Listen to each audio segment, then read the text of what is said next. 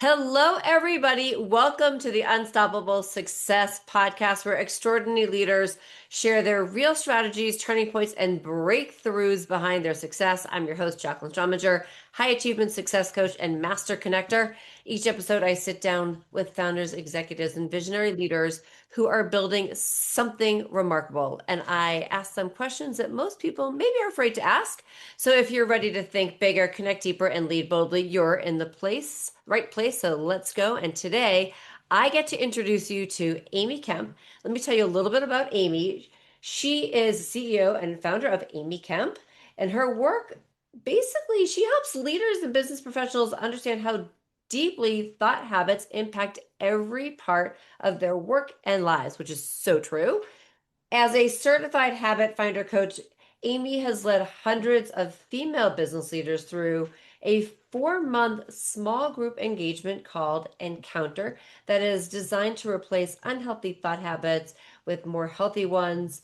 She has also worked through the Habit Finder curriculum with hundreds of leaders in one-on-one settings and with leadership teams at small and large companies. She is also the author of a great book called I See You. So, welcome to the podcast, Amy. Thank you so much for having me, Jaclyn.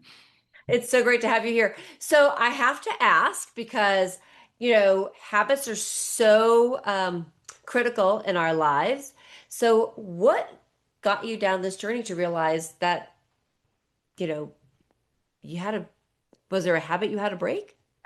It's a great question. A lot that I'm still breaking. Actually, so the work that I do is very specific to subconscious habits of thinking. So the grooves in our brain that exist because at some point in our lives they helped us survive, but are no longer serving us in maybe a new context, a new era, a new role. And so, a lot of times, these habits of thinking are so deeply rooted and they're so invisible to us, and yet they're impacting everyone. The story behind it is I was working in a sales leadership position. So the company Amy Kemp Inc. started 9 years ago, but before that, I worked basically in a sales leadership role where I was leading a very large sales team that was across the country. And I worked with a coach. I worked with several coaches, but one that had probably the greatest impact on my life and work used a tool called the Habit Finder that measures these subconscious habits of thinking. Okay. Um, I did not have dreams of becoming a business coach in any way. I kept having women who talked to me all the time in my personal life, who were these very intelligent, accomplished, successful women who also were very lonely, Hmm. very Yeah. much isolated. You know, they couldn't be friends with anyone at work because they're leading everyone. They go home and they're leading their families at home. Just very little time or bandwidth for like personal relationships. And then also, it's hard to find people to talk about the things that they were dealing with. And so, I kept thinking, oh, if I could get these women that were all talking to me individually together, something really magical could happen where they would know, oh, I'm not alone. There are other people out there like me. So I had this, you know, how you keep on, when something like that happens, it's like, Something sticking in the back of your head. It's like knocking yes, on you. yes. And every book I would read, every podcast I would listen to, every friend I'd have lunch with, it was like, it would come up. So I was out in Salt Lake City speaking at an event. The coach that I worked with who used the Habit Finder tool lives out there. I reached out to him. We always connected Right. periodically, and Right. he worked with a lot of people in my organization. Anyhow, had dinner, and I was telling him about this thing that was chasing me, and I was avoiding it and not wanting to, I just felt like I'm really busy. I was like at the pinnacle of my career. I had three busy kids. I was in the Uber era of parenting where nobody drives and everybody's in something. And Right. it just felt like the last thing I needed to do was start another thing. Right. Besides the chauffeur hat, that you have the chauffeur hat, which Yeah. is different actually from the mom hat, by the way, Very different. right? Yeah. And Yeah. then there's the work hat, and then there's the wife hat, and then Yeah. there's the cook hat. There's all the hats. Yeah. And your business, right? Yes. And so he said, I think you need to take action. And Monday, this was on Thursday, we're starting a training for people who use the Habit Finder assessment. And it was the craziest thing I'd ever considered. I mean, I just thought, what? I mean, Yeah. I had never ever thought, maybe I should use, it just wasn't like that. And so it was so crazy. I came home and talked it over with my husband, and he just said, every time we've invested in you, it's been worth it. Do it. And I was like, all right, so I Right. engaged in this lengthy education process, but then at the same time started with two groups of female leaders that led to really it grew so much faster than I could have imagined this new iteration of my professional career, which is using this tool and curriculum with my Right. clients. So, yeah, it's the That's story. it's right. So that's so I'm curious though. So kind of go back when you first did the habit tracker, was there a Yeah. habit that you found that you were like, what Oh that my it gosh. unlocked that was Yeah. like, oh my gosh. hmm Yeah, I'll tell you a couple that still, because the habit finder measures risk. So it measures how high your risk is of falling into certain patterns of thinking subconsciously.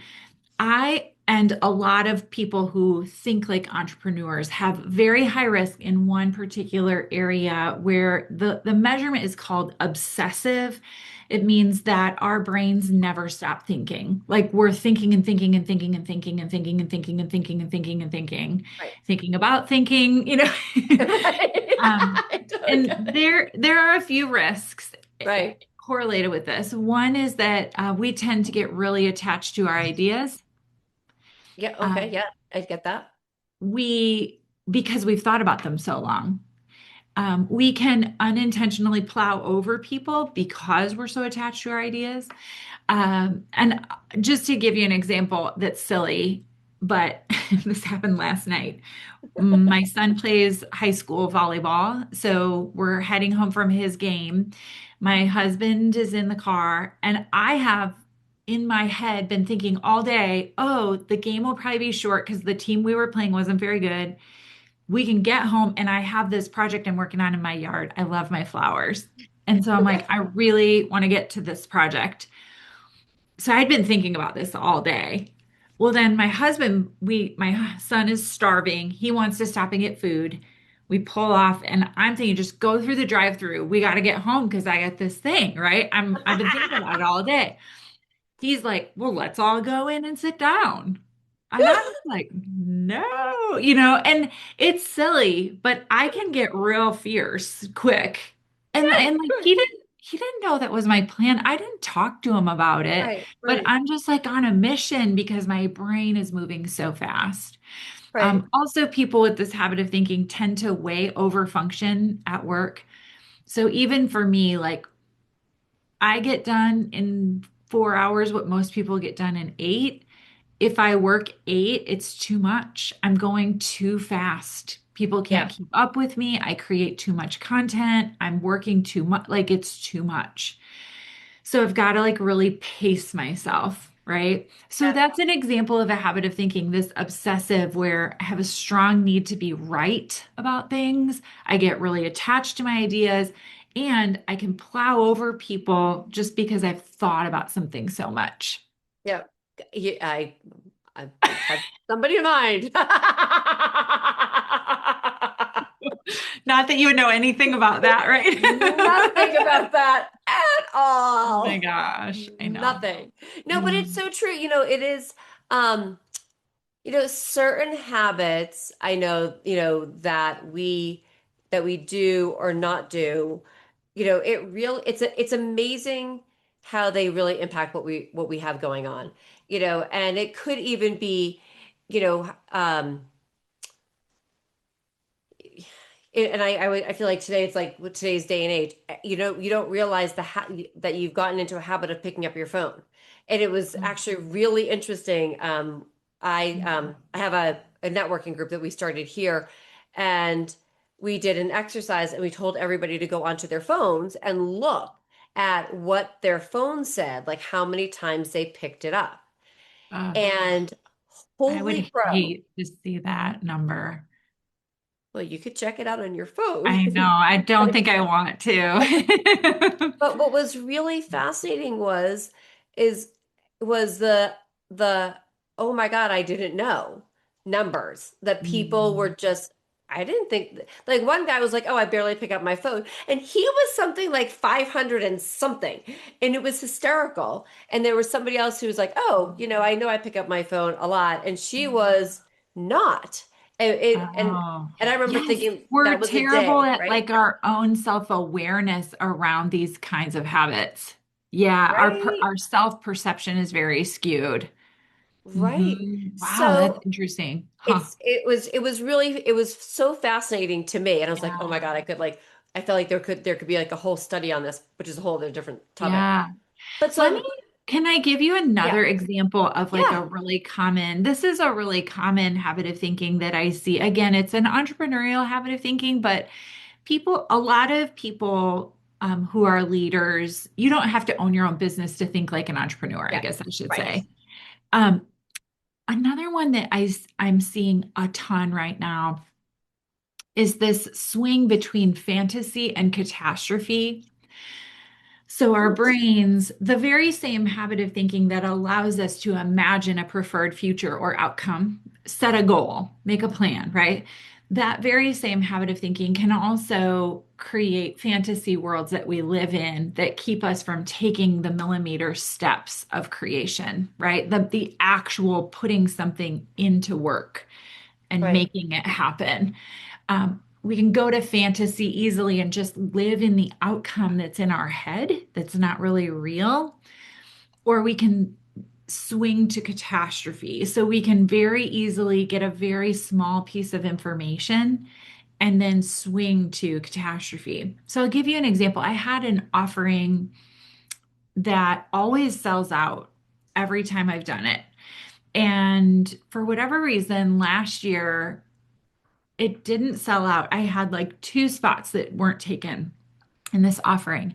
And I got all in my head about the reason and hmm, catastrophizing. Maybe this isn't working. I could build this entire narrative around the outcome that I got. yeah, Well, so we did the event, which was spectacular. We launch always at the event the next year's because I do it once a year. yeah, And it sold out in less than 24 hours. And I think to myself sometimes, like, you've just got to be careful right, to live where your feet are in the present yeah, moment and to deal with what's right in front of you, the list of things to do that's right in front of you, the tiny millimeter steps that will create the outcome you want. And really, as much as possible, stay out of the fantasy and the catastrophe and right. be present where you are. But that's a really common subconscious habit of thinking. So I'm fascinated by this because I totally right, like don't go down the rabbit hole of like why, like, and part of it I can see, it's like self-protection. But at the same time, what do you think that part of that people going into the fantasy is that so many people are in this, I need to manifest, I need to manifest it, I need to Mhm. manifest it. So almost Yeah, like we get stuck in the I don't so know true. I don't know how to put that. Like, Here's the distinction, because this is so people ask me this a lot because they're like, well, what then? I'm not supposed to dream. I'm not supposed to have a goal. That's not true. You can go to the vision and you can create the vision. That's not, and I wouldn't even say bad, but that's not risky. right, What's risky is living there. So you can go there for a short window of time each day, maybe imagine that. But then you sit down at your desk and you actually start to walk it out, right? You aren't sure exactly how it will come together, but you take the millimeter step that's in front of you. I always say like eat the breadcrumb that's in front of you and then the next one will appear. right, So there is to manifest something. Yes, there's absolutely a vision, but right. then there's a come back to today Come back to where you reality. are. The Right. same thing for catastrophe. It's actually helpful for me to do some analytical thinking around that offering, the steps we took to, sell that offering, like to really kind of, because if it is a dying offering, then get rid of it, right? Like pivot, do something Right. different. So it's not always bad to catastrophize either. It's, do I live in the catastrophe and just spin and then be paralyzed with fear? Or do I say, okay, then I'm going to come back to today and really get to work on the thing that will prevent that from happening? Right. So that's the distinction. Like, how long are you staying there? Right. I actually love that because it actually, one of the things that I think is so important, and listeners, this is really, really important to understand. Like if you stay, like what Amy is saying right now, if you see yourself doing this in either one of those, like take a moment and like stop and think, right? But know that these are like the moments where we have to, I always say measure, monitor, and adjust, right? We have to Yes. be like, we have to be in that mode. So listeners, take the time to think like, are you going into the fantasy world, or are you going into catastrophe? And if you do, you know track it as like, Yeah. like the habit, right? Like habit Yeah. tracker if you're there, right? So do you Yeah. have And like, do you teach people to stay aware of that? yeah, well, I'll tell you a fun story. So this, in my book, I would say I kind of write about it this way. If you're going to tell yourself a story, you might as well tell yourself a good one, right? Because what can happen? So here's the story that will illustrate it. I had a call with a potential client, and oh, it was a great conversation. When you really connect with someone deeply, and I just felt very confident that we were supposed to move forward and work together. So he said, I want to talk it over with my wife. And I was like, great. And then um, a couple of days passed. I was really busy. I didn't really think of it. But by like the third day, I hadn't heard back from him. And so I sent an email checking in, and then I didn't hear back from him. Well, okay. So my brain can quickly go to catastrophe. Did I misread the situation? Was I too forward with him? What happened? Did I miss something? Right? What happened? And I can go to this story that I'm making up in my mind. Yeah. So what happened is a couple of days later, he reached out to me. He said, "Oh my goodness, I'm going through my email boxes and I see in my drafts this entire email I wrote to you saying I'm ready to move forward. I never sent it." And he said, "I'd love to move forward. I'm so sorry." Okay, so here was my lesson from it. While I was all wrapped up in the catastrophe, I wasn't fully present with the person I was in front of that day, or it impacted my confidence or my trust in my knowing. Because I do have a good, like, instinctive, intuitive knowing about people. Right. And it caused me to sort of question that. And so then I wasn't showing up fully aligned for the person I was with. And it wasn't real, right? It was a made up story in my head. And so if you're going to tell yourself a story, I might as well have told myself a good one that, like, oh, maybe he's been out of the office. Maybe he's on vacation. Maybe, there's a million things that could happen that would Right. leave me feeling confident. Either one could be true, just Right. as likely. Right. Wait, So you might as well yeah. tell yourself the one that gives you more confidence. Right. Right. Right. And again, that's a huge point. Like, that's a huge takeaway. Listeners, if the story that you're telling you is hindering you or stopping their confidence, we have to be present in our conversations. And as you just said, be present. And you could have actually told yourself a story that said, he was in a car accident, so he can't get to his computer, right? Totally. Yeah. I mean, there's a Not million that we things. want that on somebody, but just No, but that's just as likely to be true as he thinks I'm weird and I misread the situation. So right, I might as well choose the story. If I'm going to make one up, I might as well make up a good one. right. Yeah, And I will say, listeners, for me, as you guys all know, I'm a big believer in relationship capital. You know what I would say is like pick up the phone, right? We should actually like, totally. right? Like let's pick up the Yeah. phone, because you know what? That way we can, if we have this question on our eyes, at least we can If the Oh, phone, right? The phone or a voice yeah. message, right? I always say move toward the awkward or the unanswered or the like uncomfortable. Just Yes. move toward it and just be curious because most of the time what you find when you move toward it, I never this doesn't happen very much now because most of my clients don't live in close proximity to me Right. geographically. They Yeah. live all over the country. But it used to be where the business that I worked in, I saw a lot of people I knew like locally around, when I was out Yeah. and about. I never want it to be weird at the grocery store. That's what my rule is.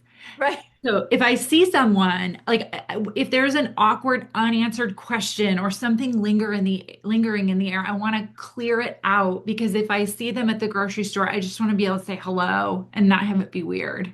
Right. And right, not yeah, get rid of any of those awkward things. And it's so Yes. important. It's so true. Yes. It Just is so true. call, like call them, send the email addressing it, whatever you need to do to like clear up those situations, I think is important. Yeah. Yeah. All right. So I want to fast forward. I want to talk to you about your book. Okay. Yeah.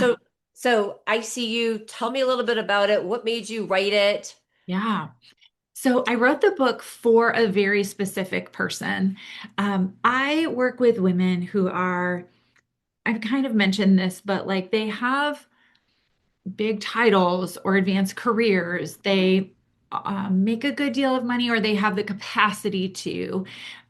They have worked really hard to get where they are, and they have a level of influence that sometimes even makes people a little uncomfortable with them. Like they're sort of prestigious, let's say, or, you know, and this book was written for women who want more influence, impact, and income, but without more work. Like these women don't, they work ethic is not their problem. They're Right, not, right, right. they're not like just starting out. They've kind of dug some ditches, but they want more, but like they don't want to work more hours. And so then what do you do, right? What's the next thing? Um, I'll tell you also that the core message of the book is that you can't outwork your thought habits. So there comes a point in every person's professional journey, I would say, where you can't work any harder. That you don't have any more energy, you don't have any more time. If you do, it's going to tip you over an edge of really leaning toward physical sickness or, there's just this capacity that we all reach where it's like I'm out. Like I It's don't like have we any say, more. Uncle, we're done. Uncle. Yes. Yes.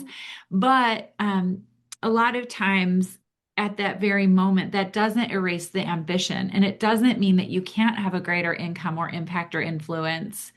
It actually, most of the time, the path to getting that is to slow down and work less and to change the way that you think to address some of these underlying thought habits that are holding you back. So, can I tell you super fast Oh, yeah, the no, yeah, story of yeah, the no, I love it. title? Because the Yeah, title's that's what I really wanted to, cool. yeah. Yeah.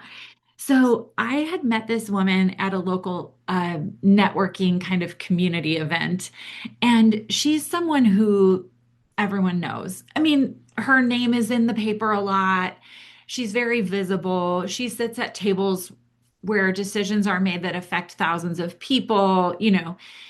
Well, I really liked her. It was a very brief interaction. A friend introduced us. And so I just reached out and said, like, I'd love to have coffee with you. So we met for coffee. I didn't really have any intention other than I think you're cool. Right, no, no preconceived agenda. I didn't care. It was just, I Right. thought she was great. So I listened to her whole story. It was about maybe 55 minutes into this hour long where we were going to meet for coffee at this local shop. And she interrupts me and she kind of brusquely says, "Why did you invite me to coffee today?" And I said the first thing that came to my mind. I said, "Because I see you." And she put her head in her hands and just wept. And I sat there. It was like, oh. oh, and it was a long time. And I just kind of sat there quietly. And then she kind of sat up, she wiped her eyes and collected herself a little bit. And she said, "Thank you. So few people do." And I thought, oh my gosh, this is my person. Like everyone sees them, but no one really sees them. No one, because they're always in charge. They're always in front. They're always leading the thing. They're all, And so that really was the inspiration for the title of the book. And interestingly, the publisher didn't want that title because this is a funny thing. They thought people were going to think it was like the intensive care unit. When you heard it, ICU, like the Oh, ICU. I see. I didn't So even that was go funny. there. Me neither.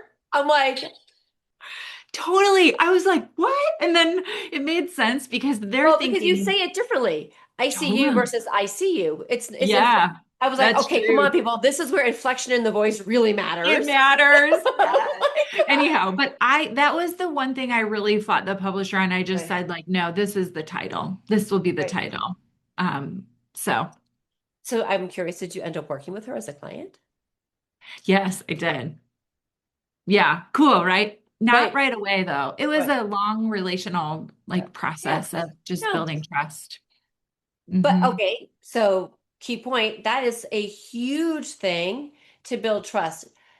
And I'm just going to put this Hmm. out there. People, please build trust. Oh, Please do not slam people with offers or just oh, assume. I'm sorry. I guess I'm a little jaded this morning because I've gotten like 10 of them this morning on LinkedIn. And I'm like, really? Come on. oh.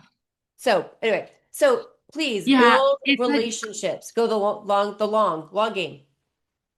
this has been such a critical part of my whole professional life is that. And not, I will tell you genuinely, I often meet with people or connect with people, and you probably do too.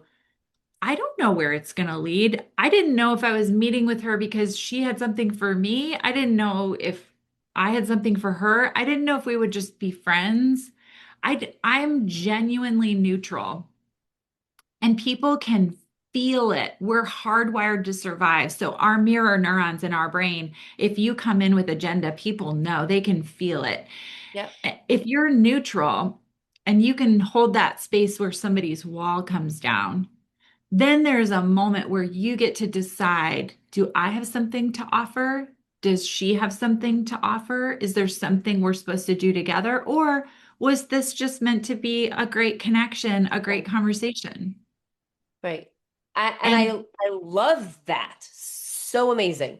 That is so amazing. It's so important. I think that is, you just never know when a conversation is going to lead to something bigger or, as I like to share this relationship capital. It's, yeah. the number of people, your relationship capital equals the number you times the number of people that you know times the number to the nth to the nth is to how many people they know. And so you Mhm. never know how many times a conversation is going to lead to somebody that's going to connect you to somebody else. It may not be the initial conversation.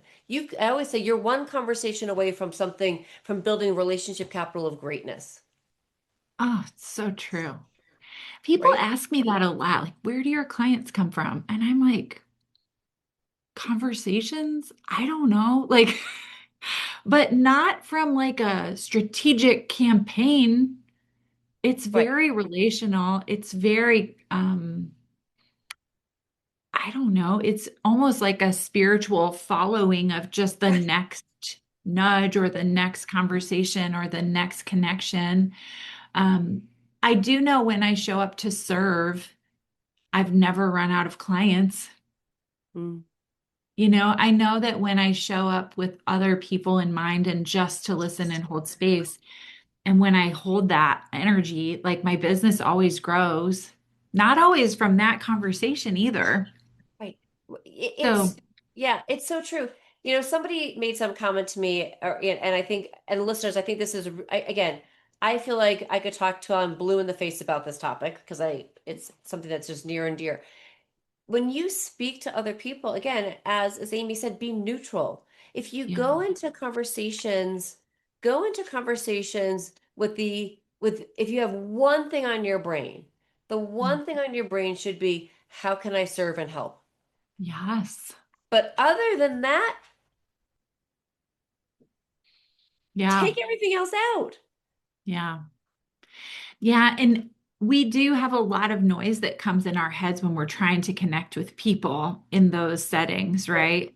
Yep. Especially if we Yeah. have pressure of a quota or we have financial pressure or we're trying to build something or share something or grow something, right? There's this tension that you've got to kind of put that in a box and just put it on the shelf and not bring it to the conversation because Yes. truly, even through a LinkedIn message, you can feel the hunger and it doesn't feel good. It's not attractive at Right. all. Yeah. Yeah. I'm going to be perfectly frank and say because I want to get so freaking snarky with people when right? And I'm like, but it's not me. I don't want to be rude or disrespectful. So I Hmm. actually have to ask now my friendly AI bot, please give me a nice response Oh, because I don't want to be often. I have to Hmm. I'm like, please soften the response because I don't want to be mean, rude, or disrespectful. And I Hmm. appreciate the effort. I truly do. But at the same Yeah. time, I'm like, oh, Yeah. please, God awful. I don't want to be sold. I don't want to be Same. pitched. I don't want, Same. we don't want to pitch slap people at all. No, At all. no. I also So, think in yeah, the era of AI, maybe one distinguishing characteristic that will determine that you can't AI is that genuine yes, connection with people, right? You can't right. fake it. You can learn to be better at it, but it has to come from a really rooted, grounded Right. place. Right. It Hmm. has to become from your heart. I truly believe that. Yeah. So, Amy, what are you doing? Like, what's happening next? Where are you Yeah. speaking any place? Talking about your Mhm. book? What's coming up next? Any courses In you my have? world. Yeah. Yeah. My work is interesting. I only really I do two things really, which is groups and one-on-one coaching. Yeah. I do speak, but not as my main purview. It's not the main Yeah. thing I do. I'm mostly just working with people. The next big place where people can engage with me is either one-on-one work, but also the launch of my groups in the fall. Those are just for 8 to 10 women. Those are groups of women that I work with. But mostly I would invite people into the foyer of my business, which is my book. So I Okay. designed this book to feel like my work feels. In fact, the reason I picked the publisher I did is because they said, "Oh, this feels like a coaching session with you," when I read it. And I was like, "Yes, that's it." And so this book will give you, it will definitely sift out like whether you're my person, whether this work is ready, you're ready for this work. But also it's just beneficial on its own. If you Right. want to do some work on this, I'm working hard, I've gotten somewhere and I want to go to the next place, but I'm not going to work more. I can't work Right. anymore. That's not the answer. So, Right. yeah. Yeah. Yeah. We have to learn to work efficiently a Mm, lot. Very, very, we have to learn to be efficient, you know, and I was always say, like, is the work that you're doing associated with the actual goal that you have, mm, or is it not? yeah. Right. Hmm. So best way to connect with you, your website? Yeah, What my website, which is my name, amykemp.com. So it's amykemp.com. Very simple. so very simple, There's easy, easy. I can't it usually say is that myself, but so great. In fact, when we were naming my company, we were playing around with all these different names that it could be. And finally, the person I was working with was like, you're kind of the thing. So let's just call it your name because your name is easy. yes, you're And, right. I was like, great, that keeps it simple.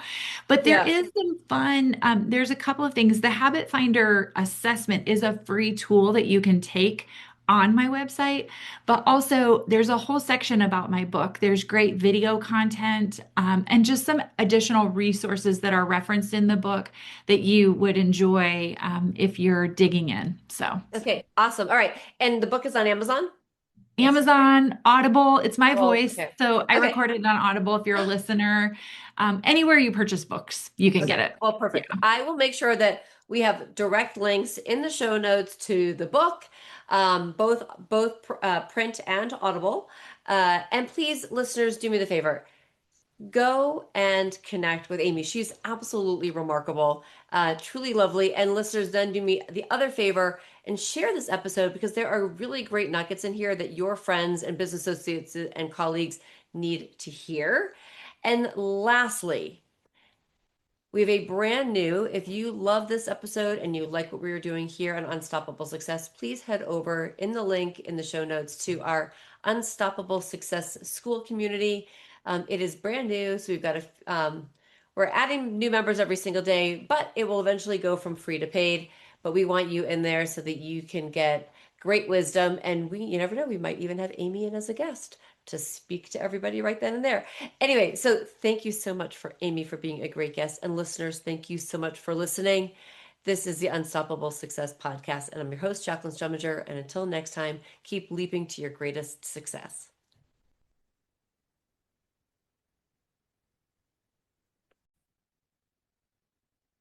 I'm Jaclyn Strominger, and I want to invite you to join the Unstoppable Success community on School. You can go to Unstoppable Success at school-9143 and join us.